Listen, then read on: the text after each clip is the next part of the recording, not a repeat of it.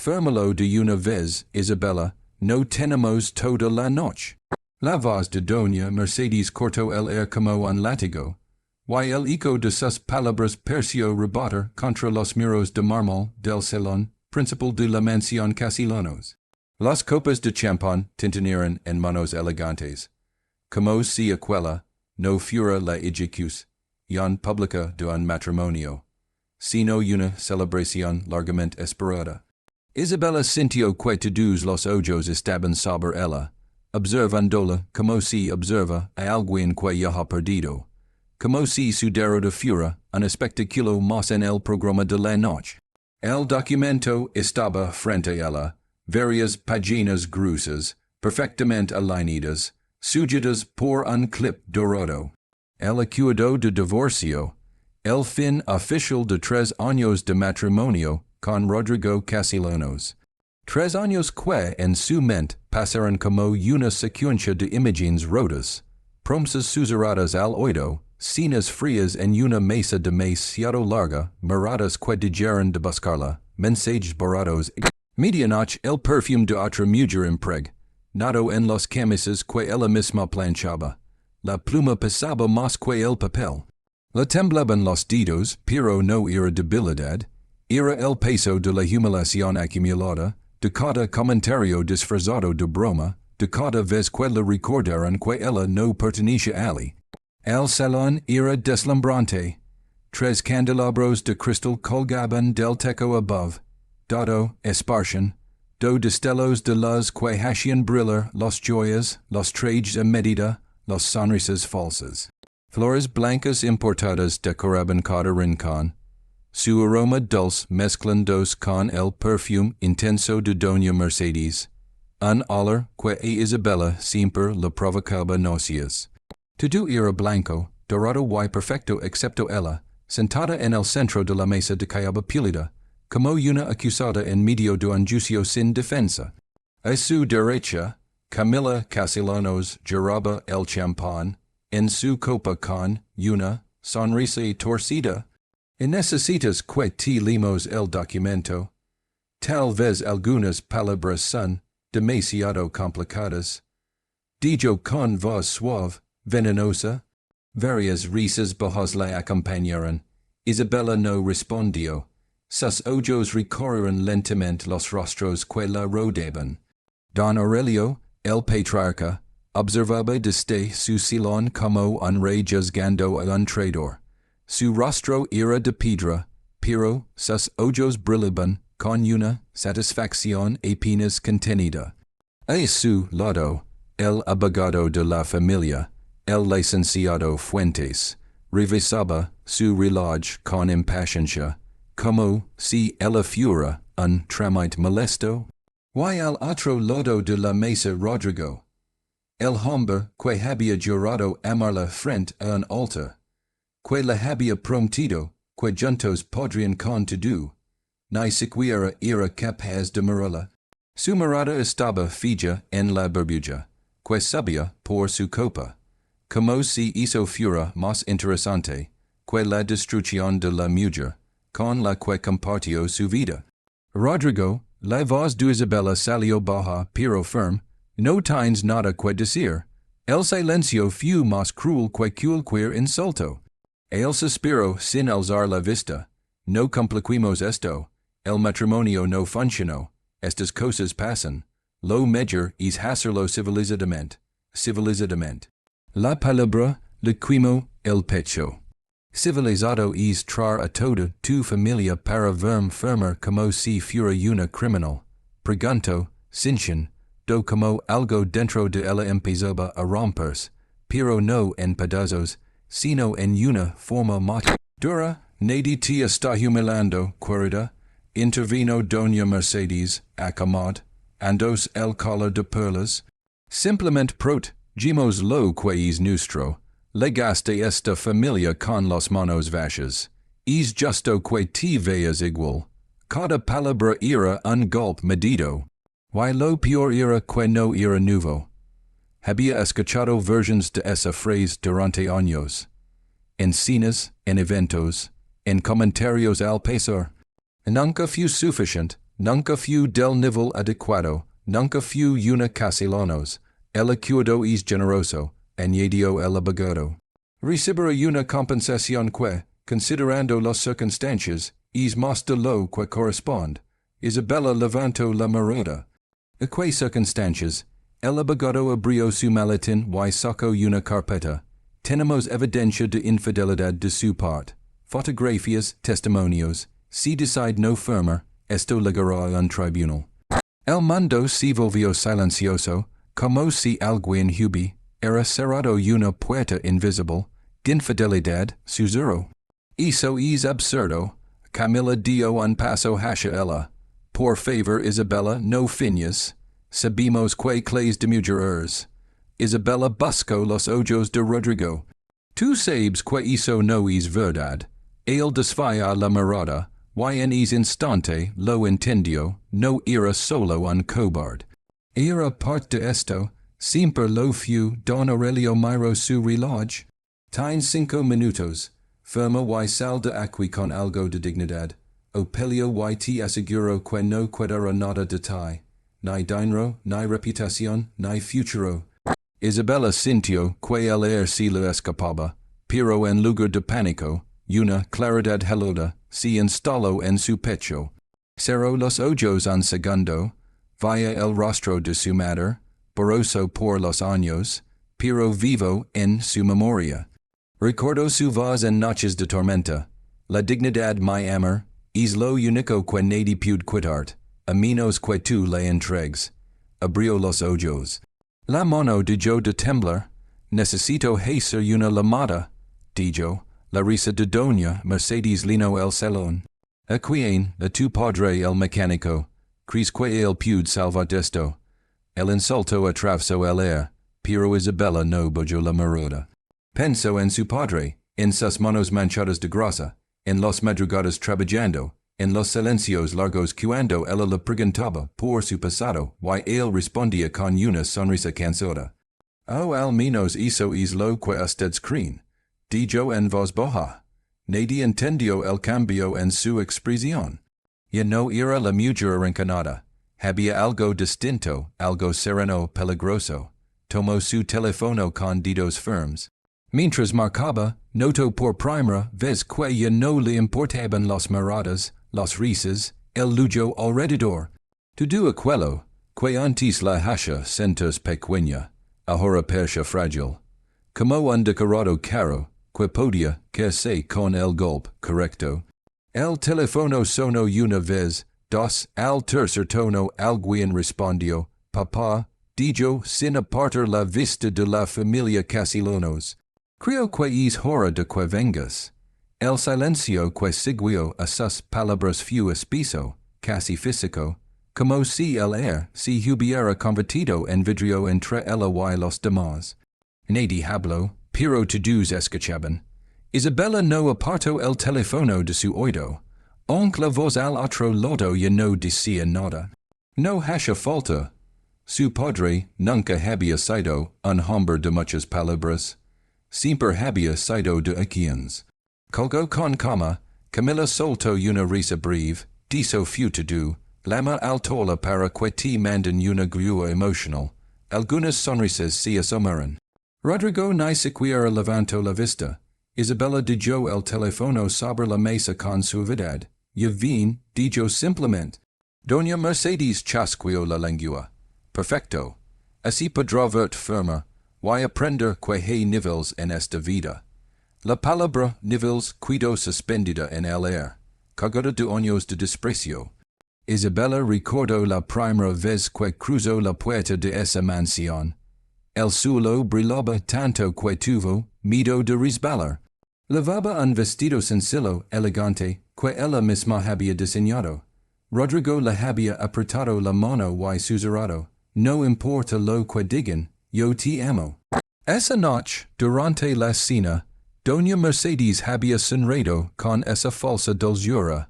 Diseñadora de interiores, que creativo, siempre es bueno tener un talento manual.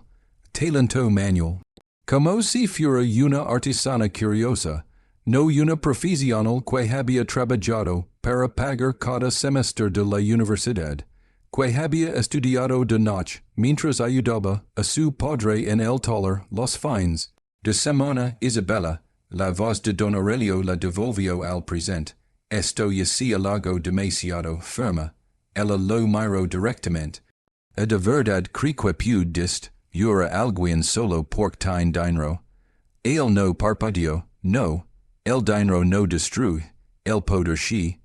Y nosotros lo tenemos. Rodrigo soltó un suspiro, fastidiado. Podemos terminar con este drama. No eres una víctima, Isabella. Solo no encajobas aquí. Ahí estaba. La verdad desnuda. No fue falta de amor, fue falta de apellido. Isabella sintió algo curioso, no dolor, no rabia, vacío. Como si todas las lágrimas que pudo haber derramado se hubieran evaporado de golpe. Cuando empezaron a fabricar esas pruebas, preguntó, mirando al abogado. El hombre se acomodó los gafas. Le aconsejo que no insista. Antes o después de que Rodrigo se mudara al departamento de su asistente, añadió ella. Por primera vez, Rodrigo alzó la cabeza. Cuidado con lo que dices, o que también tienes fotos de eso, respondió ella, sin elevar la voz. Camila dio un paso al frente. Esto no se trata de él. Se trata de ti, de tu traición. Jamás fui infiel. Cada palabra cayó como piedra. Pero tú sí, Rodrigo, y todos aquí lo saben. Doña Mercedes golpeó la mesa con los dedos. Basta. Nadie va a escuchar tus delirios para limpiar tu conciencia. Isabella se inclinó hacia adelante. No necesito limpiar nada. Usted sí. El abogado intervino de nuevo. Señorita, su padre no puede hacer nada aquí. Esto es un asunto legal entre adultos. Isabella sonrió apenas. Usted no sabe nada de mi padre. Y era verdad, ni ellos, ni siquiera el del todo. Recuerdo noches en los que él llegaba tarde, oliendo a metal y a seat, pero con ropa que, a veces no coincidía con el taller. Llamadas que tomaba en otro idioma, viajes por piezas difíciles de conseguir, preguntas que ella nunca presionó, por lo único que le importaba era que él siempre estaba cuando lo necesitaba. Don Aurelio se levantó del sillón, lento, imponente. Escuchen bien, muchacha. Tu padre podrá ser un hombre honrado, trabajador, pero aquí no tiene peso. Nosotros decidimos cómo termina esto. Isabella sostuvo su mirada. Eso cree usted. La tensión se volvió insoportable, como una cuerda a punto de romperse. Afuera, más allá de los ventanales, la noche era oscura y silenciosa, demasiado silenciosa. Camila rodó los ojos. Esto es ridículo. Entonces se oyó algo, lejos, pero claro, el sonido de motores, no uno, varios. Rodrigo frunció el ceño. Esperaban a alguien, nadie respondió. El abogado miró hacia la entrada. Doña Mercedes frunció los labios. El sonido creció, acercándose por el camino de grava que llevaba a la mansión. No era el ruido torpe de un auto viejo. Eran motos suaves, potentes carros. Isabella no giró la cabeza. Solo observó como uno por uno los rostros frente a la puerta en seguridad. Un empleado entró apurado al salón. Señor, hay vehículos en la entrada, varios con escolta. Don Aurelio frunció el ceño. Escolta de quién? El hombre tragó saliva. No lo sé, señor. Pero preguntan por la señorita Isabella. El silencio cayó como una bomba. Camila soltó una risa nerviosa. ¿Qué es esto? Una broma. Isabella respiró hondo. Su corazón late fuerte, pero no por miedo. Por algo más cercano a alivio. Doña Mercedes se puso de pie. Esto es inaceptable. Nadie entra aquí sin autorización. Desde el pasillo, ligo el eco de pasos firmes. No apretados, seguros. Cállate con saber el mármol sonaba como un cantillo regresivo. Rodrigo miró a Isabella, por primera vez con algo que parecía incertidumbre. ¿Qué hiciste? Ella lo miró tranquila. Pedir ayuda. Don Aurelio si dirigio a la puerta, indignado. Voy a aclarar esto ahora mismo. Pero antes de que pude era dar un paso más. La figura apareció en el umbral del salón. Un hombre alto, traje oscuro impecable, conas en los scenes, mirada firme. No vestía como un mecánico. No caminaba como uno. Detrás de él, dos hombres más permanecían a distancia, discretos, atentos. Isabella sintió un nudo en la garganta. Papá, el nombre se deslizó desde sus labios como un suspiro contenido durante años. Papá, la palabra no sonó débil. Sonó como una leve llorando en una cerradura que nadie más sabía que existía. El hombre avanzó dos pasos dentro del salón, y el pareció recomodarse a su alrededor. No levantó la voz, no hizo ningún gesto brusco, pero su sola presencia rompió la escena como una piedra lanzada contra un espejo. Don Aurelio fue el primero en reaccionar, quien le permitió entrar en mi casa. El hombre lo miró con calma, una calma que no pedía permiso. Buenas noches, su voz era grave, pálida, acostumbrada a que le escuchen. Vengo por mi hija. Camila soltó una risa incrédula. Este es el famoso mecánico. Isabella observó el rostro de su padre. Bojo la luz de los candelabros. Y no era el hombre, encorvado por el cansancio, que recordaba de las madrugadas en el taller. Sus hombros estaban rectos. Sus ojos firmes. Y había algo más. Algo que siempre estuvo allí. Pero que ella nunca supo nombrar. Autoridad. Señor, esto es un asunto familiar. Intervino el abogado, intentando recuperar el control. Legal. No es un espectáculo. El padre de Isabella sacó una tarjeta del bolsillo interno de su saco, y la dejó sobre la mesa, junto al documento de divorcio. El pequeño rectángulo blanco contrastaba con la madera oscura. Don Aurelio la tomó molesto. Sus cejas se fruncieron. Luego apenas se alzaron. El cambio fue mínimo, pero suficiente. ¿Hay algún problema? Preguntó doña Mercedes. Don Aurelio no respondió de inmediato. Volvió a mirar la tarjeta. Luego al hombre frente a él. Después a Isabella. Esto no puede ser, murmuró. Camila se inclinó sobre su hombro para leer. Su expresión se vació. Rodrigo también se levantó, confundido. ¿Qué pasa? El abogado pidió la tarjeta. Sus labios comenzaron a moverse en silencio mientras leía el nombre, el cargo, la empresa. La empresa, una de las corporaciones de inversión industrial más grandes del país, dueña de cadenas de suministros, constructores, tecnología automotriz. Una empresa que incluso los castellanos conocían, porque habían intentado asociarse con ella dos veces, sin éxito. El hombre al que habían llamado mecánico era el fundador, el principal accionista. El hombre que, desde hace años, controlaba parte del mercado, que sostenía indirectamente la fortuna de los castellanos. El silencio ya no era de burla, era de cálculo. Isabella sintió que el mundo se inclinaba apenas, como si por fin hubiera encontrado su equilibrio. Usted, el abogado Caraspeo, usted es, el señor Alejandro Torres. Su padre asintió una vez, ese es. Camila negó con la cabeza. Esto es ridículo. Isabella creció en un barrio obrero. She, dijo él con tranquilidad. Porquais que creciera con valores, no con privilegios vacíos. Doña Mercedes se recompuso primero. Sonrió pero ya no con desprecio. Ahora era una sonrisa tensa. Bueno las apariencias engañan, pero eso no cambia nada. Este es un acuerdo entre adultos. Alejandro Torres caminó alrededor de la mesa con pasos lentos. No miraba los lujos, miraba a las personas. Cambia todo, dijo, porque han intentado extorsionar a mi hija con pruebas falsas. El abogado abrió la boca. Eso es una acusación grave. Lo sé, Por eso yo estoy trabajando en ello. Miro hacia la puerta. Mi equipo legal está revisando cada documento que han preparado. Rodrigo Palizio. Isabella, ¿qué significa esto? Ella lo miro como si mira a alguien que ya no importa. Significa que subestimaste a la persona equivocada. Don Aurelio apretó la mandíbula.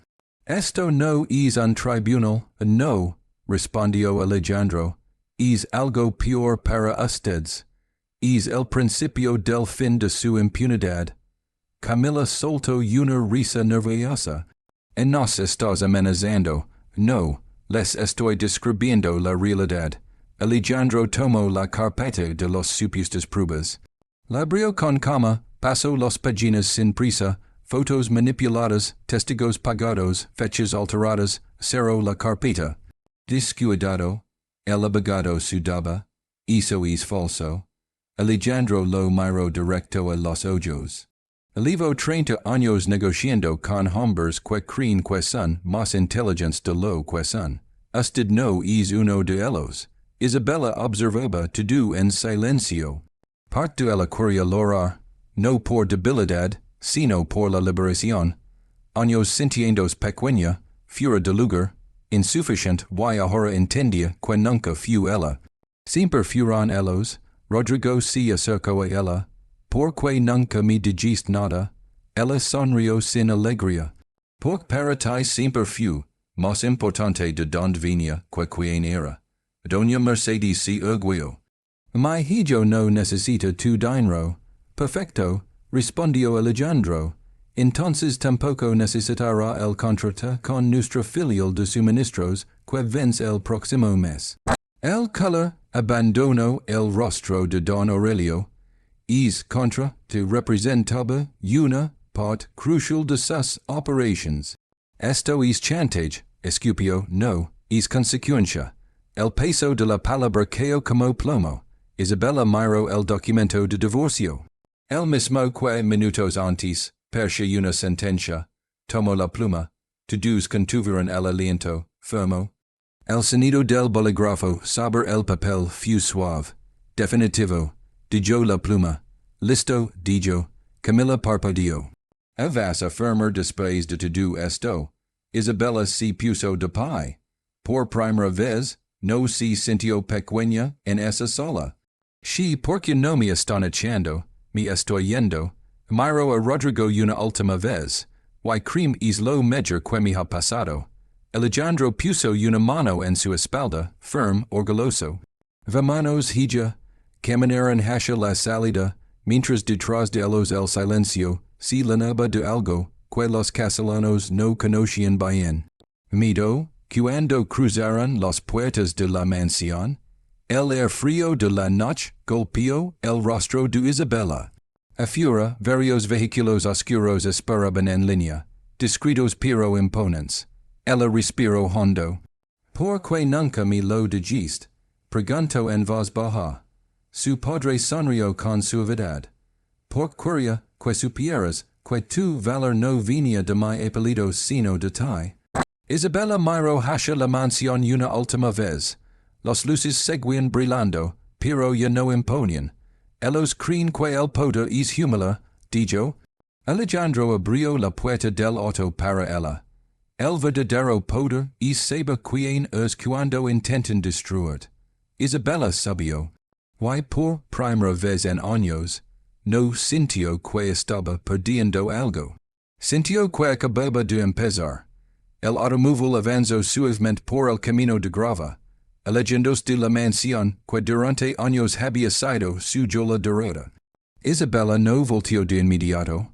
Mantuvo la mirada al frente, fija en la oscuridad de la carretera, como si temiera que, al mirar atrás, algo dentro de ella se quebrara otra vez.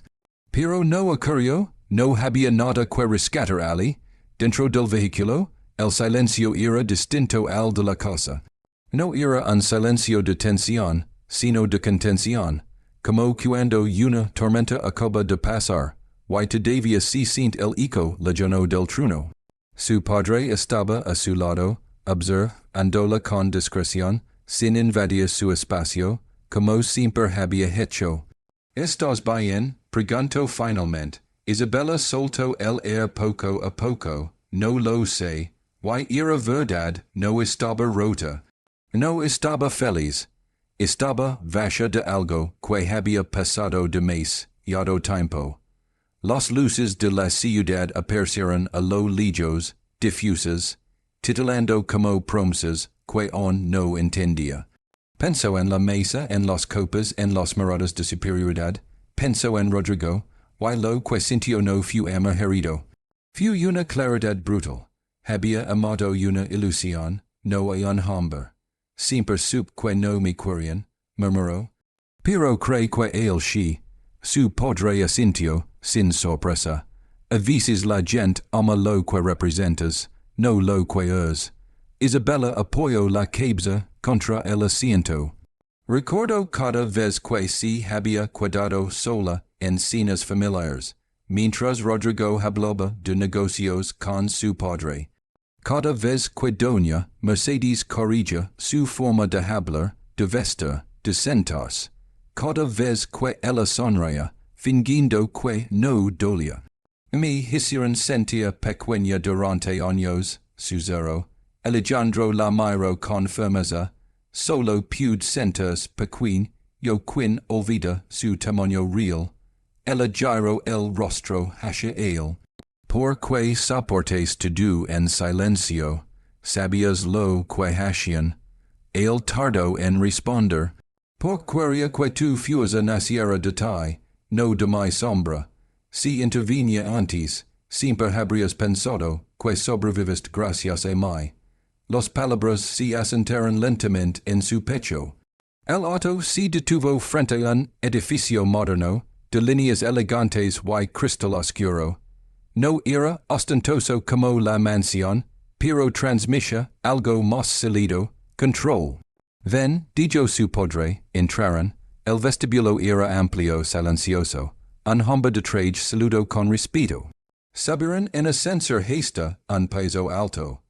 Cuando las puertas se abrieron, Isabella se encontró en un espacio amplio, cálido, con ventanales que mostraban la ciudad entera. Este lugar es tuyo, si lo quieres, respondió él. Un lugar donde nadie te mira como si debe, eras pedir permiso para existir. Las palabras le apretaron la garganta. Camino hacia el ventanal. Desde ahí, la ciudad no parecía intimidante, parecía posible. Ellos creen que ganarán, dijo.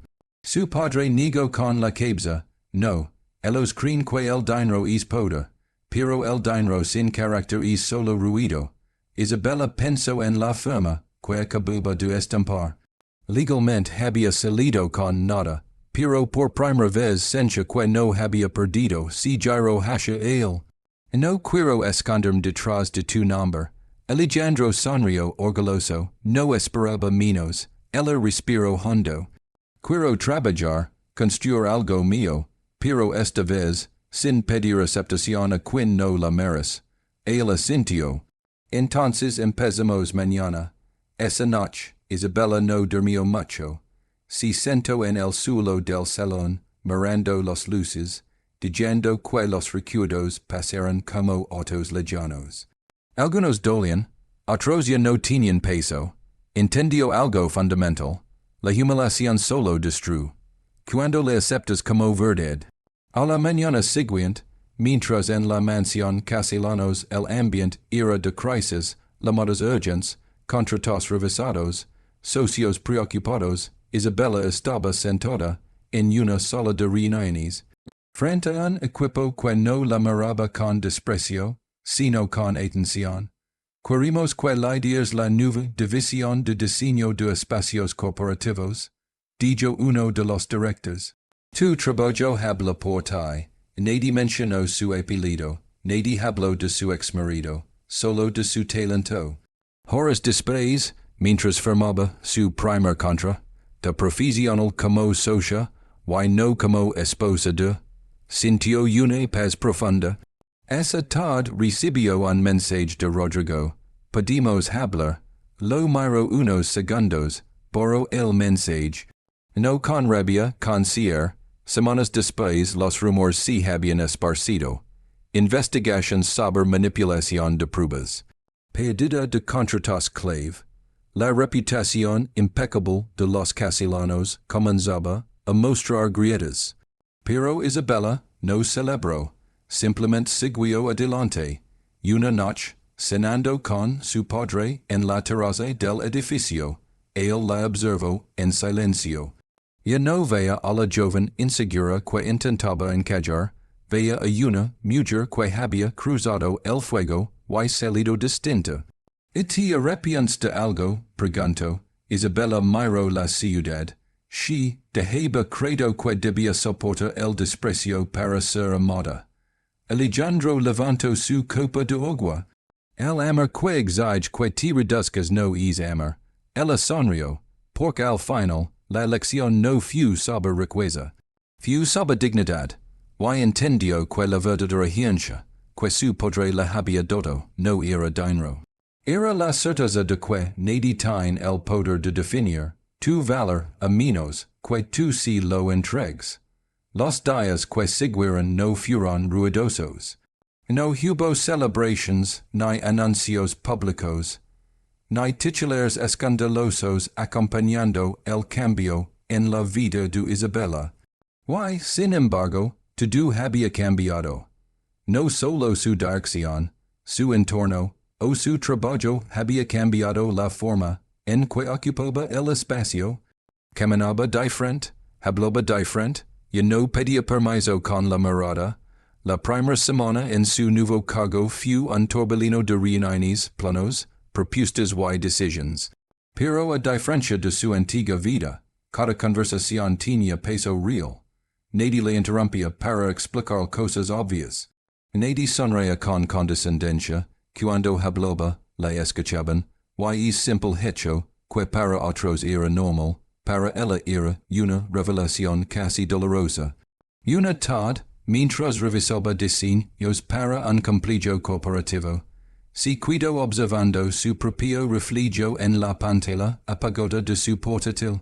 Se veía cansada, sí, pero también firme. Pensó en la mujer que había estado sentada frente al documento de divorcio apenas unos días atrás, rodeada de copas de champán y miradas que querían verla romperse. Esa mujer parecía lejana, como un recuerdo que pertenece a otra vida. Su teléfono vibró sobre la mesa. Número desconocido, dudó un segundo, luego respondió. Isabella, la voz de Rodrigo ligó cargada de algo que no había escuchado nunca en él, inseguridad. Ella cerró los ojos un instante. ¿Qué necesitas? Hablar, solo hablar. Las cosas se salieron de control. Isabella soltó una exhalación lenta. No, las cosas siguieron exactamente el curso que ustedes planearon. No sabíamos lo de tu padre, dijo él, apresurado. Si lo hubiéramos sabido, nada de esto habría pasado así.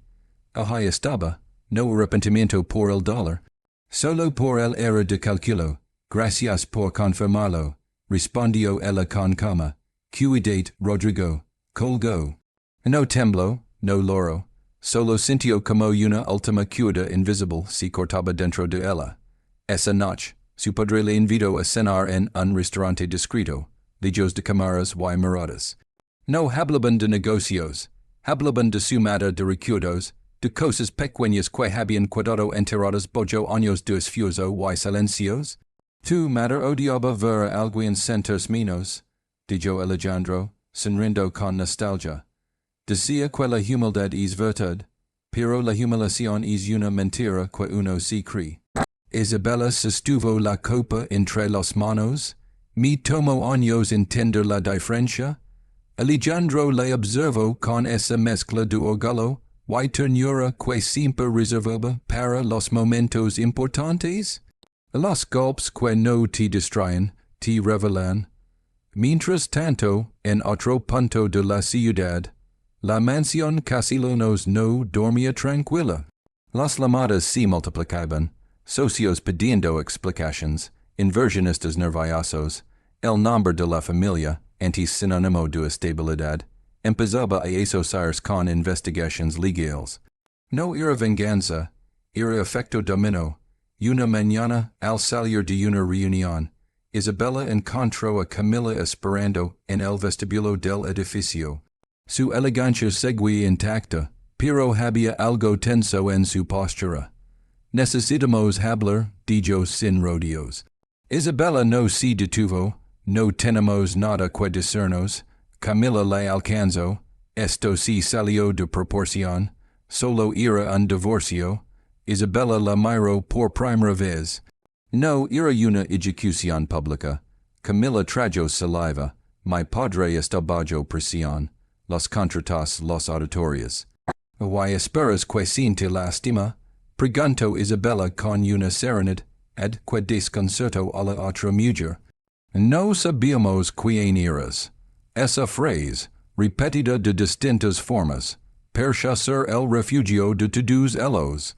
Isabella negó suavemente, siempre supieron quién era, solo decidieron que no valía lo suficiente.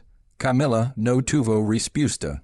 Días después, una noticia sacudió discretamente al círculo empresarial. Se abría una investigación formal por falsificación de pruebas en un proceso legal de alto perfil. No se mencionaban nombres, pero quienes conocían el trasfondo entendieron. Isabella leyó la noticia sin expresión. No sintió triunfo, sintió justicia fría impersonal. Esa noche, de pie frente al ventanal de su apartamento, reflexionó sobre algo que nunca había considerado. Durante años, su miedo había sido quedar sola. Por eso toleró, por eso justificó, por eso se redujo, y ahora estaba sola, y estaba en paz. Tomó su teléfono y abrió una carpeta de fotos antiguas. Ella y su padre en el taller, cubierto de grasa, rindo, su graduación, el pequeño departamento donde vivieron tras la muerte de su madre. No había lujo, pero había respeto, y siempre fue el verdadero hogar. Susurró.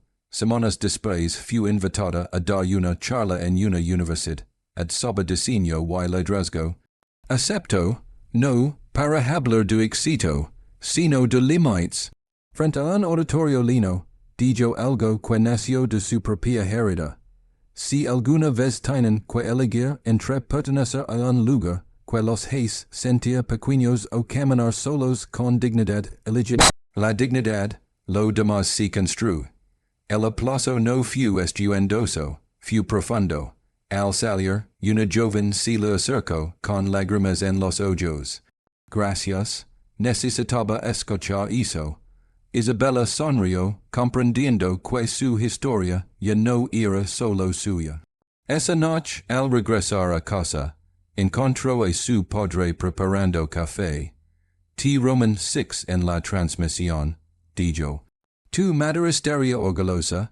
Isabella lo abrazó fuerte, porque al final, la verdadera victoria no fue que los castellanos quieren.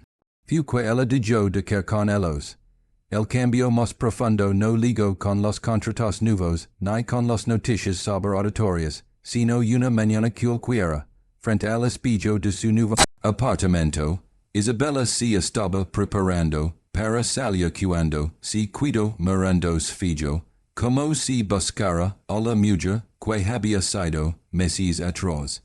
Intentó recordarla con precisión, la forma en que bajaba la mirada al hablar, la manera en que medía cada palabra para no incomodar, la costumbre de pedir perdón por cosas que no eran culpa suya. Ya no la encontraba, y hizo más que cualquier logro profesional, fue lo que la hizo sentarse en la cama con el corazón latiendo fuerte. No era euforia, era reconocimiento, como si por fin se hubiera presentado a sí misma. Su teléfono vibró sobre la mesa de noche. Un mensaje del equipo legal, audiencia preliminar fijada. Las pruebas manipuladas han sido aceptadas como evidencia de fraude. Leo la frase dos veces. Cerró los ojos, no sonrió. Pensó en aquella noche en la mansión, en la carpeta sobre la mesa, en el tono con que habían dicho no te quedará nada. Se equivocaron, Esa tarde, al salir de la oficina, encontró a su padre esperándola en la entrada del edificio. No con traje, sino con una camisa sencilla, y los manos en los bolsillos, como cuando la recogió en la escuela años atrás. Caminamos, preguntó, recorrieron varias cuadras en silencio. El aire estaba fresco, y la ciudad tenía un murmullo constante que no le abrumaba. ¿Y te pesa todo esto? Preguntó él finalmente. Isabella lo pensó. Mi piso durante años cuando no tenía nombre, ahora tiene forma, y hizo lo es más ligero. Alejandro asintió. La verdad siempre pesa menos que la mentira, aunque tarde en salir. Doblaron una esquina, y ella veía un pequeño taller mecánico iluminado, con la puerta abierta. Un joven trabajaba inclinado sobre el motor de un auto viejo. Isabella se detuvo. El olor a metal y aceite la golpeó con una nostalgia inesperada. Extraño esto, dijo. Su padre sonrió. Yo también. Ella lo miró. Te arrepientes de haber dejado esa vida. Alejandro negó con suavidad. Nunca la dejé, solo amplié el taller. Isabella rió por lo bajo, y entendió algo más. Él nunca renegó de donde venía. Nunca sintió vergüenza. Nunca intentó parecer más de lo que era. Los castellanos, en cambio, habían construido una fortaleza de apariencia tan alta que olvidaron reforzar los cimientos. Días después Rodrigo volvió a aparecer, esta vez en persona, esperándola en el estacionamiento de su oficina. Se veía más delgado, con ojeras marcadas. Solo 5 minutos, pidió. Isabella lo observó, midiendo no su aspecto, sino lo que despertaba en ella. Nada accedió, se sentaron en una cafetería cercana. Él evitaba su mirada. Las cosas están mal, empezó. Mi padre está bajo investigación. Hay socios reterandos. No era lo que planeábamos. Isabella sostuvo su taza sin beber. Las consecuencias rara vez lo son. Rodrigo la miró al fin. Yo she te quais. Ella inclinó la cabeza. A tu manera. Y tu manera era quorum mientras no incomodara tu mundo. Él guardó silencio. Sabes cuál fue tu mayor error? Preguntó ella con calma. Rodrigo negó. Pensar que perder no tenía costo. No hubo gritos. No hubo lágrimas. Solo una verdad que cayó entre los dos como un muro definitivo. Se levantó. Adiós, Rodrigo. Él no la siguió.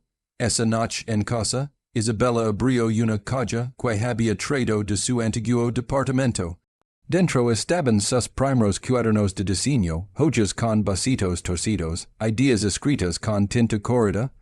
Recuerdo como soñaba con crear espacios donde la gente se sintiera segura vista. Sonrió con ironía suave. Paso años viviendo en un lugar donde ella no se sentía así. Tomó uno de los cuadernos y escribió en la primera página en blanco. Nunca vuelvas a encoger tú los para que otros no se sientan incómodos. Cerró el cuaderno como quien se lo unpactó. Semanas después, durante la audiencia, los abogados de los castellanos intentaron desestimar las pruebas. Pero los documentos digitales, los registros financieros, los testimonios técnicos eran claros. La fabricación de evidencia estaba demostrada. No era una queda pública escandalosa. Era peor, era lenta, inevitable. Isabella asistió solo el primer día. No por morbo, sino por cier. Al entrar a la sala, sintió miradas, susurros. Pero no de desprecio. De curiosidad, de respeto, don Aurelio evitó mirarla. Hizo fue suficiente. Al salir, respiró hondo. El cielo estaba despejado, inmenso. Su padre le esperaba afuera, apoyado en el auto. Terminó, preguntó, ella asintió. She, para mí she, subieron al auto. Antes de arrancar, Isabella dijo algo que la llevaba días formándose dentro de ella. Gracias por no salvarme antes. Alejandro la miró, sorprendido. Si lo eras hecho, Todavia asteria dudando de mi valor. Ahora lo sé, why nadi pud quit armilo. Su podre sanrio con los ojos brillantes. Mientras el auto se alejaba, Isabella comprendió la lección final, quella humillación la había dejado. El verdadero peligro no es que otros intenten rebajar. Es que tú les creas, why ella ya no crea. El último día que Isabella pensó en la mansión Castellanos no fue con rabia, ni con nostalgia, ni siquiera con amargura. Fue con una extraña sensación de distancia, como si recordara una cosa en la que vivió de niño, y que ya no existe, demolida para construir algo distinto. No porque el lugar hubiera cambiado, sino porque ella ya no era la misma persona que cruzó esas puertas creyendo que el amor podía compensar la falta de respeto. Habían pasado varios meses desde la audiencia. Los procesos legales seguían su curso, discretos pero firmes. Los Castellanos aún tenían dinero, aún tenían propiedades, aún mantenían apariencias pero ya no tenían control absoluto. Y para una familia que había vivido creyéndose intocable, esa era la verdadera queda. Isabella, en cambio, estaba de pie en el centro de una obra en construcción, usando casco y sosteniendo planos enrolados. El sol de la mañana iluminaba el terreno, donde se levantaría un complejo cultural comunitario que ella misma había propuesto financiar junto con la fundación de su padre.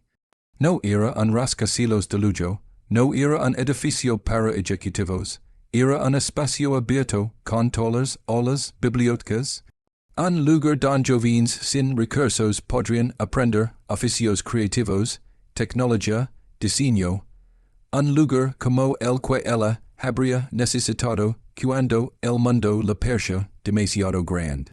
¿Es segura de esta distribución? Preguntó uno de los arquitectos, señalando el plano. Isabella sonrió. Sí, la luz natural entre majoresi.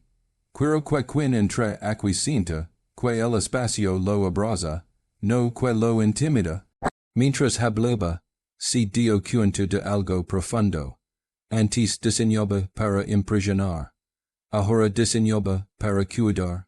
Esa diferencia era su verdadera transformación. Más tarde, sentada en la oficina con vista a la ciudad, recibió una llamada que no esperaba. Número desconocido, voz conocida, Doña Mercedes. Isabella estuvo a punto de no responder, pero lo hizo. Isabella, la voz que antes sonaba segura ahora tenía una rigidez quebrada. Quería hablar contigo. Isabella guardó silencio, dejando el espacio. Las cosas no están fáciles, continuó la mujer, si cometieron errores, una palabra tan pequeña para describir años de desprecio. Espero que encuentren la forma de solucionarlos, respondió Isabella, con cortesía distante. Yo tal vez fui dura contigo. Isabella miró el horizonte a través del ventanal. Recuerdo cada cena, cada comentario, cada sonrisa afilada. She, dijo simplemente, Doña Mercedes tardó en hablar de nuevo. Nunca pensé que necesitaría decir esto, pero lamento haber tratado así. No fue una disculpa perfecta. No fue completa, pero fue real en su torpeza. Isabella no sintió triunfo, sintió algo más silencioso, cier. Gracias por decirlo, respondió, colgó, no había necesidad de más. Esa noche, cenando con su padre en el balcón, Isabella le contó de la moda. ¿Y cómo te hizo sentir? Preguntó él. Ella pensó un momento, libra. Alejandro asintió. Perdonar no es absolver. Es dejar de carga lo que ya no te pertenece. Isabella miró la ciudad iluminada. Durante años creo que su historia era sobre riqueza contra pobreza, apellido contra origen. Pero ahora entendía que el verdadero conflicto siempre fue otro, dignidad contra miedo. Miedo a quedar sola, miedo a no ser suficiente, miedo a empezar de nuevo. había vivido en cogita por esos mitos, y otros los usaron para controlarla. Hasta que dejó de tenerlos. Semanas después, durante la inauguración del centro comunitario, Isabella subió al pequeño escenario improvisado frente a vecinos, jóvenes trabajadores. No había alfombra roja ni fotógrafos famosos, solo gente real. Tomó el micrófono. Hace un tiempo, empezó, yo creía que perderlo todo era el final. Hoy sé que a veces perder es lo único que nos permite encontrarnos. El público guardó silencio. Me dijeron que no valía lo suficiente, que no pertenecía, que debía aceptar menos, y durante un tiempo lo creí. Pero quiero que quien esté aquí hoy recuerde algo. El valor de una persona no se negocia, no depende del lugar donde nació, ni del dinero que tenga, ni del apellido que lleve. Sus ojos se humedecieron, pero su voz no tembló. Si alguna vez alguien intenta humillarlos, reducirlos, hacerlos sentir pequeños, no aceptan esa versión de ustedes. Porque el momento en que le aceptan, entregan el único poder que realmente tienen. Aplausos cálidos sinceros la rodearon. Entre la gente vaya a su padre observándola con orgullo sereno. Más tarde, cuando el lugar se vació y el sol empezaba a caer, Isabella caminó sola por los pasillos nuevos, tocando los pads, respirando el olor a pintura fresca. No era lujo, era propósito. Se detuvo frente a un gran ventanal desde donde se veía el barrio, vivo, imperfecto, real. Sacó su teléfono. Abrió una foto antigua. Ella, sentada en la mesa de la mansión, con una pluma temblando entre los dedos. Sonrió. Esa mujer pensaba que lo estaba perdiendo todo.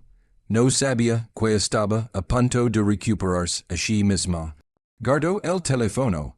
Y salió al atardecer con la certeza, tranquila de que, ya no necesita demostrar su valor porque finalmente lo conoce.